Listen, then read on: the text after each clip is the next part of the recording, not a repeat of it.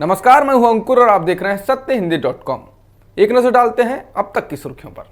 भारत में पिछले एक दिन में 2,81,000 से अधिक कोरोना संक्रमण के मामले दर्ज किए गए हैं और 4,106 लोगों की मौत भी हुई है। इसके साथ ही देश में कुल संक्रमितों का आंकड़ा 2,49,65,000 के पार हो गया है और मृतकों की संख्या 2,74,000 से अधिक हो चुकी है। वहीं पिछले एक दिन में 3,78,000 से अधिक लोग ठीक होकर घर भी जा चुके हैं। वहीं अगर देश में कम होते मामलों की बात करें तो टेस्टिंग में भी कमी आई है। रविवार को 16 लाख सैंपल्स की टेस्टिंग की गई, जो एक दिन पहले से 2 लाख कम है। पिछले एक दिन में सर्वाधिक कोरोना के मामले दर्ज करने वाले शीर्ष के 5 राज्य हैं महाराष्ट्र, तमिलनाडु, कर्नाटक, केरल और आंध्र प्रदेश। महाराष्ट्र में एक दिन में 34,000 से अधिक मामले आए, तमिलनाडु में 33,000 से अधिक आए, कर्नाटक में 31,000 से अधिक, केरल में 29,000 से ज्यादा तो आंध्र प्रदेश में 24,000 से अधिक कोरोना संक्रमण के मामले दर्ज किए गए। भारत के लिए बेहद खतरनाक साबित हुई कोरोना महामारी की दूसरी लहर में लोगों की मदद करने में जुटे युवक कांग्रेस के राष्ट्रीय अध्यक्ष श्रीनिवास बीवी बेदाग साबित हुए हैं। दिल्ली पुलिस ने हाईकोर्ट को बताया है कि श्रीनिवास सहित बीजेपी सांसद गौतम गंभीर और आम आदमी पार्टी के विधायक दिलीप पांडे लोगों की मदद कर रहे थे और शुरुआती जांच में सामने आया है कि इन पर लगे कोरोना की दवाइयों की कालाबाजारी और अवैध वितरण के आरोपों में सच्चाई नहीं है। पुलिस ने कुछ दिन पहले श्रीनिवास बीवी के अलावा दिलीप पांडे और गौतम गंभीर से भी इस मामले में पूछताछ की थी। वैक्सीन निर्यात को लेकर विपक्षी पार्टी के नेता मोदी सरकार पर हमलावर हैं। इस बीच पूर्व केंद्रीय मंत्री और टीएमसी नेता यशवंत सिन्हा ने एक वीडियो क्लिप ट्वीट किया है, जिसमें भारत के प्रतिनिधि संयुक्त राष्ट्र में कोरोना वैक्सीन के निर्यात को लेकर बोल रहे हैं। इस क्लिप में भारतीय प्रतिनिधि कहते हैं कि यहाँ तक कि भारत ने अपने लोगों को जितनी वैक्सीन लगाई है उससे अधिक विश्व के देशों को भेजी है। इस क्लिप को ट्वीट करते हुए सिन्हा ने लिखा है कि 10 सेकंड का ये वीडियो मोदी को बेनकाब करता है। भारत के प्रतिनिधि संयुक्त राष्ट्र में कह रहे हैं कि हमने अपनों से अधिक वैक्सीन दूसरे देशों को भेजी है। सिन्हा ने कहा कि मोदी अब एक विश्व के नेता हैं, भारत बाहर में जा सकता है। भारत में आज कोरोना मरीजों के लिए पहली दवा जारी की गई है। रक्षा मंत्री राजनाथ सिंह आज 2DG नाम की इस दवा को रिलीज करेंगे।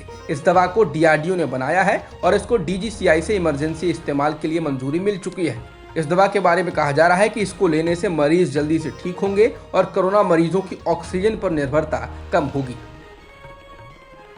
केंद्रीय जांच ब्यूरो यानी CBI ने पश्चिम बंगाल सरकार के मंत्री फरहाद हकीम को कथित नारद घूस कांड में गिरफ्तार कर लिया है। वह मुख्यमंत्री ममता बनर्जी के नजदीक समझे जाते हैं और इस बार के विधानसभा चुनाव में तृणमूल कांग्रेस के टिकट पर कोलकाता पोर्ट विधानसभा से चुने गए हैं।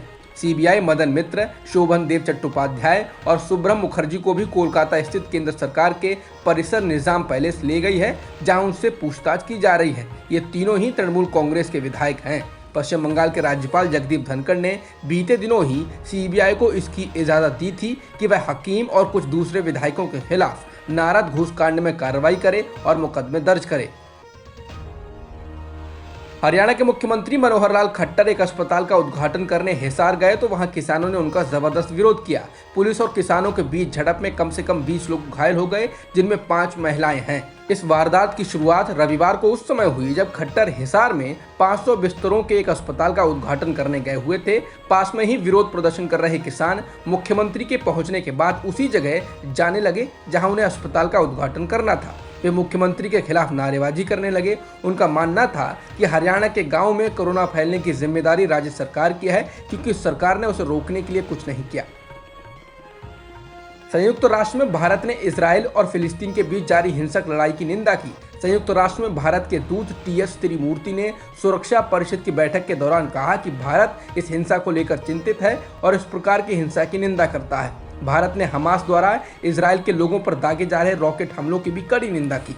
इसके साथ ही अंत में भारतीय दूत त्रिमूर्ति ने कहा कि भारत फिलिस्तीनियों की जायज मांग का समर्थन करता है और 2 राष्ट्र की नीति के जरिए समाधान को लेकर वचनबद्ध भी है। चक्रवाती तूफान तौकते देश के कई राज्यों जैसे केरल, कर्नाटक और गोवा में तबाही मचा चुका है। इसमें काफी घरों को नुकसान पहुंचा है, सैकड़ों पेड़ गिर गए हैं, बिजली के खंभे उखड़ गए। इसके अलावा 8 लोगों की जान जाने की भी सूचना है। वहीं अब ये तूफान गुजरात की ओर बढ़ रहा है। तटीय इलाकों में आज और कल भारी बारिश की आशंका है। आपदा से निपटने के लिए NDRF की 50 टीमें तैनात की गई हैं। यही नहीं, तूफान की तीव्रता को देखते हुए मुंबई एयरपोर्ट को आज दोपहर 2 बजे तक बंद कर दिया गया है। अब तक की खबरों में इतना ही। बाकी खबरों के लिए बने रहिए सत्यहिंदी.com के साथ। सत्य हिंदी का ऐप डाउनलोड करें गूगल प्ले स्टोर पर।